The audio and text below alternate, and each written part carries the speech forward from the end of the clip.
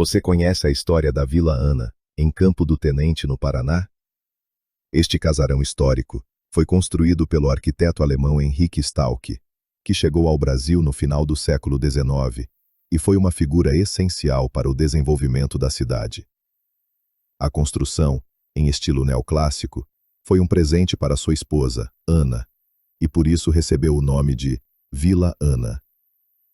A família Stalck viveu no local por mais de um século. Recentemente, a prefeitura adquiriu o imóvel e fez uma descoberta surpreendente. Objetos históricos, incluindo livros e um quadro que remetem ao período do regime nazista na Alemanha, deixados pelos antigos moradores. Hoje, a Vila Ana foi transformada em um centro cultural.